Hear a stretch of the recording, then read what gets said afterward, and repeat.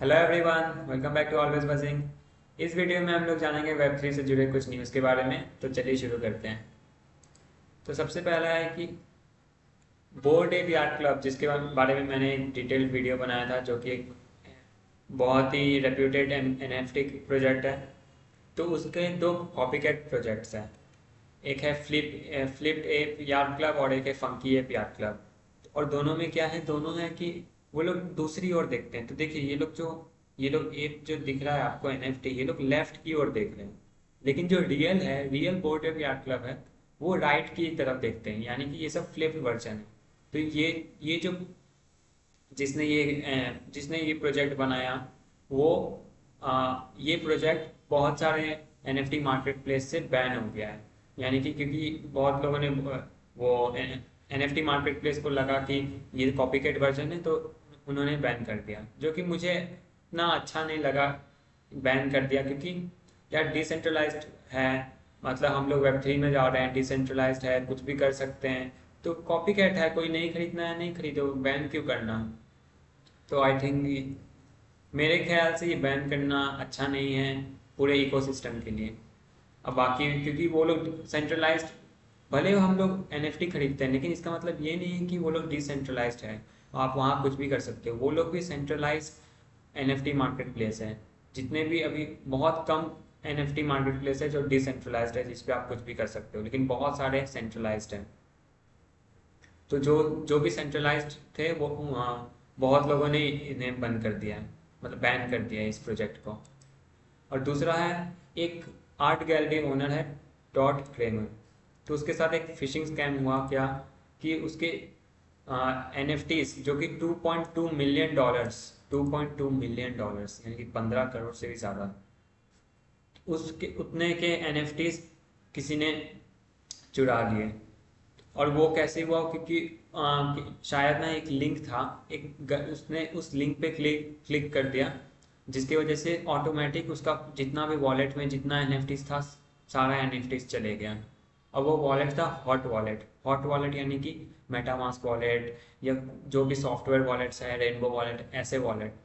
इसलिए जब भी आपका एनएफटी कलेक्शन अगर बहुत बढ़ गया है, यानी कि बहुत वैल्यूबल है, तो एक हार्डवेयर वॉलेट, यानी कि वो हार्डवेयर यानी कि कोल्ड स्टोरेज में रखता है, जो ऑफलाइन में रखता है, उसके बारे में भी हम लोग जानेंगे। तो वो हार्डवेयर वॉलेट कितने साइज का रहता है और उसमें लोग रखते हैं। भले वो हार्डवेयर वॉलेट महंगा आता है, वो हार्डवेयर वॉलेट लगभग 15,000 के आसपास होता है, लेकिन अगर आपका एनएफटी बहुत वैल्यूबल है, या आपके पास बहुत वैल्यूबल टोकन्स है, मिलियन, जैसे इसके पास मिलियन में थे, लेकिन इसने हॉट वॉलेट में ही रखा था, उस कोल्ड वॉलेट का यूज़ नहीं किया, तो इसकी वजह से चले गए। और एक चीज़ और, कि किसी भी चीज़ पे लिंक पे आप ऐसे मत क्लिक कर देना। इसने लिंक पे क्लिक किया था एक एनएफटी के लिंक पे, और बस चले गया 2.2 मिलियन डॉलर्स। अब बाकी देखते हैं सलमान खान। तो सलमान खान बैक बॉलीकॉइन जो कि सलमान खान बैक्ड है। तो ये बॉलीकॉइन एक एनएफटी मार्केट प्लेस है जो कि एनएफटी प्रोजेक्ट्स निकालता है। एनएफटी मार्केट प्लेस नहीं है लेकिन जो एनएफटी से जुड़े रिलेटेड है, और बॉलीवुड और एनएफटी को मर्ज करा के कुछ कुछ प्रोजेक्ट्स करते हैं। तो सलमान खान बैक पॉलीगॉन जो है, वो दबंग फ्रेंचाइजी, यानी कि दबंग के जो 3 सीरीज है, दबंग, दबंग रिटर्न्स और आई थिंक दबंग 3, उन सब से जुड़े कुछ डायलॉग्स, या फिर विलेन से जुड़े, हीरो से जुड़े कुछ डायलॉग्स, कुछ सीन्स को एनएफटीज बना के लॉन्च करने वाला है। आगे आगे है बाइडू। तो बाइडू ने अपना एक वीआर ऐप, सी रंग। तो बाइडू क्या है, बाइडू है चाइना का गूगल, चाइना का गूगल है बाइडू।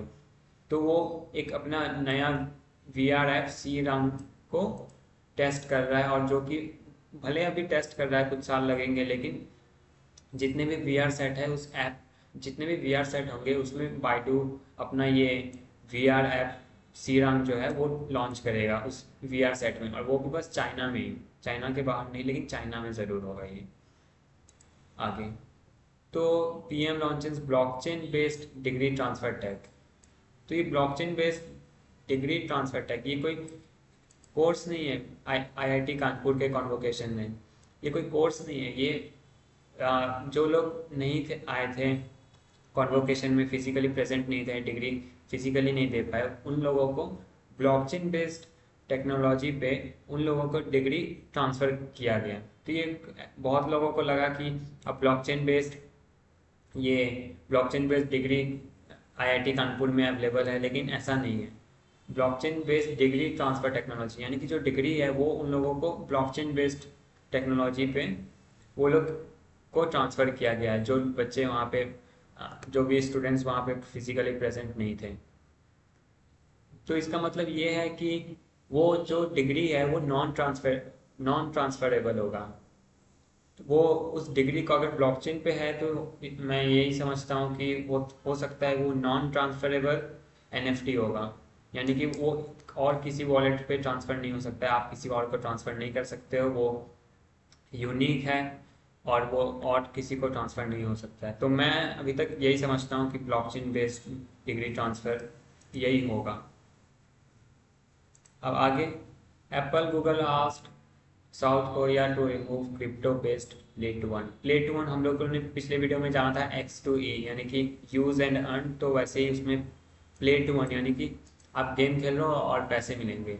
तो साउथ कोरिया ने एप्पल और गूगल, क्योंकि एप्पल ऐप स्टोर और गूगल ऐप स्टोर पे जो भी ये सब गेम्स रहते हैं उन ऐप स्टोर को बोला गया है कि crypto based play to earn games को हटा देने के लिए, जो कि अगेन क्योंकि मुझे तो लगा था, क्योंकि है ही साउथ कोरिया गेमिंग इंडस्ट्री में लीडर है, वहाँ पे बहुत गेमिंग का पूरा क्रेज है और पूरा मार्केट वही है साउथ कोरिया में, e sports gaming South Korea number one है। लेकिन हो सकता है may be due to legal issues या हो सकता है कि रेगुलेटरी इश्यूज कुछ होंगे, तो उसके वजह से एप्पल और गूगल को बोला गया है हटाने के लिए।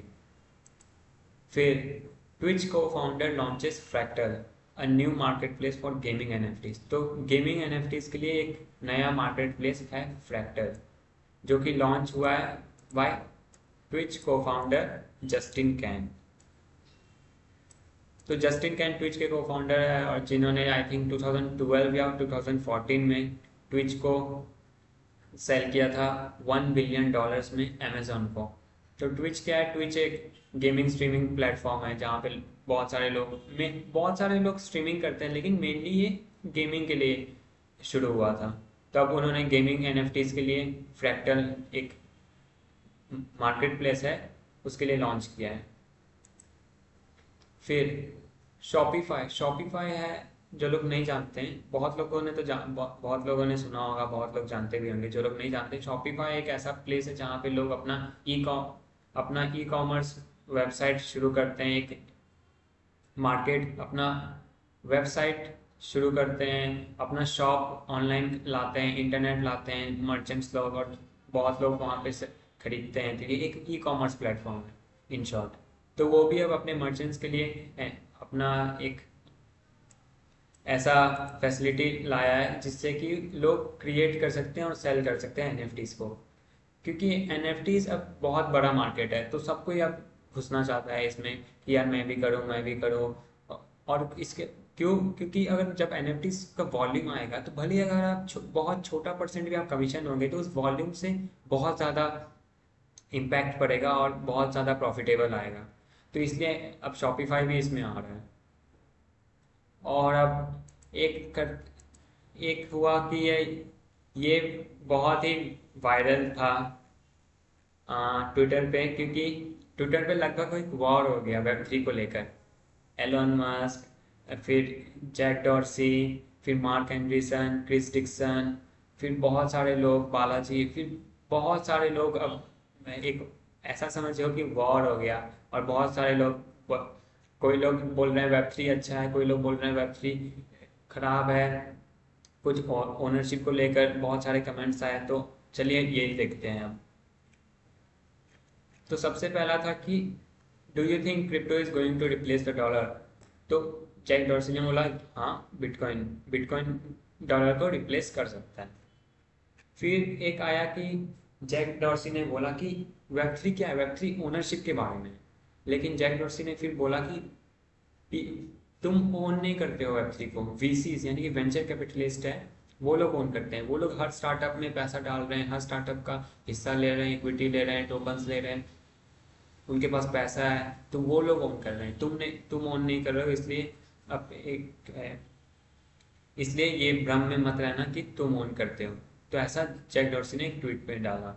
फिर बहुत सारे लोग जैक डॉर्सी को बहुत सारा रिप्लाई आया कि नहीं शायद तुम नहीं समझ रहे हो, या वेब3 के से जुड़े जो कॉन्सेप्ट्स है तुम उससे नहीं जान रहे हो। वेब जैक डॉर्सी को बहुत सारे लोगों ने बोला, और बहुत हम्बल ओपिनियन, ऐसा नहीं कि एग्रेसिव होके बोला, एक अच्छा सा डिटेल कॉन्वर्सेशन बहुत सारे लोगों ने रिप्लाई करके दिया। फिर एलोन मस्क ने बोला कि क्या किसी ने वेब3 देखा है, मुझे तो मिल ही नहीं रहा। तो जैक डॉर्सी ने सरकास्टिकली बोला कि it's somewhere between A and C. A and C इसका मतलब है A16Z। A16Z एक वेंचर कैपिटलिस्ट फर्म है, वेंचर कैपिटल है। तो वो A16Z के में एक फंड है, वो है क्रिप्टो फंड, जो कि बहुत सारे वेब3 से जुड़े स्टार्टअप्स में बहुत हैवीली इन्वेस्ट करता है। और बहुत सारे, अगर आप देखोगे, बहुत सारे आजकल मतलब कि हर दूसरा या तीसरा वेब3 स्टार्टअप A16Z के द्वारा फंड किया जा रहा है, क्योंकि ये लोग A16Z का जो क्रिप्टो फंड है वो बहुत हैवीली इन्वेस्ट कर रहा है वेब3 स्टार्टअप्स में। तो उसी को सरकास्टिकली जैक ने बोला कि it's somewhere between A and C, यानी A16Z तो ए एंड सी, वही रिलेट करके। फिर क्रिस डिक्सन है जनरल पार्टनर A16Z फर्म में। तो उन्होंने बोला कि first they ignore you, then they laugh at you, then they fight you, we are here. यानी कि लोग हमसे फाइट कर रहे हैं, हमसे मतलब वेब3 से जुड़े लोगों से या कॉन्सेप्ट के बारे में, लेकिन फिर अंत में जीत आप ही की होती है। तो जैक ने फिर रिप्लाई किया कि you are a fund determined to be a media empire that can't be ignored, not Gandhi. यानी कि तुम ऐसे फंड हो कि जिसको इग्नोर नहीं कर सकते, तुम एक मीडिया एम्पायर बनना चाहते हो, अपना आइडियाज को स्प्रेड करना चाहते हो, तुम्हें इग्नोर नहीं किया जा सकता है। तो फिर आता है कि मार्क एंड्रीसन ने ब्लॉक कर दिया जैक डॉर्सी को। तो मार्क एंड्रीसन कौन है? मार्क एंड्रीसन A16Z जो फर्म है उसके जो फाउंडर हैं वो है मार्क एंड्रीसन। और मार्क एंड्रीसन एक एंटरप्रेन्योर भी है। सबसे पहला ब्राउज़र था मोज़ेक, तो वो सबसे पहला वेब ब्राउज़र था, 1994 में था शायद लॉन्च हुआ था। तो उसके जो फाउंडर थे वो थे मार्क एंड्रीसन, उसके फाउंडर है मार्क एंड्रीसन। उन्होंने क्या किया कि ब्लॉक कर दिया जैक डॉर्सी को। तो जैक डॉर्सी ने कमेंट किया कि I am officially banned from Web3, I am officially banned from Web3. तो यही था, कुछ टसल हो रहा है अभी वेब3 को लेकर, और ये सब होता रहेगा। लेकिन जैक डॉर्सी ये है, जैक डॉर्सी बिटकॉइन को लेकर आई थिंक ये भी कहना सही होगा कि वो बिटकॉइन मैक्सिमलिस्ट है। बिटकॉइन को लेकर वो पूरा मतलब फुल सपोर्टर है, बिटकॉइन को लेकर बिटकॉइन के फुल सपोर्टर है जैक डॉर्सी। लेकिन पता नहीं, बहुत सारा होता है, सबका अपना अपना ओपिनियन। तो जैक डॉर्सी का भी अपना ओपिनियन था, या हम लोगों ने कुछ मिस कर रहे होंगे जो जैक जान रहे होंगे, कुछ भी हो सकता है। तो यही था आज के लिए इतना ही न्यूज़। और आज तो 31 दिसंबर है, तो 2021 ख़त्म ही हो रहा है। लेकिन हम लोगों ने अपना वेब3 का जर्नी 2021 में शुरू किया, और आई होप ये जर्नी चलता रहेगा। हम लोग हर दिन कुछ ना कुछ सीखते रहेंगे, नया जानते रहेंगे। जो भी डेवलपमेंट प्रोजेक्ट्स हो रहे हैं उसके बारे में मैं आप लोगों के साथ शेयर करता रहूँगा। आप लोग मेरे साथ जुड़े रहना। और वेब3 बहुत एक्साइटमेंट है, बहुत अपॉर्चुनिटी है, हम लोग बहुत कुछ कर सकते हैं। तो हैप्पी न्यू ईयर 2022 अब आने वाला है। आई होप 2022 में हम लोग और जानेंगे, और ये सिलसिला वेब3 का चलता रहेगा। तो till then keep buzzing, thank you for watching and happy new year.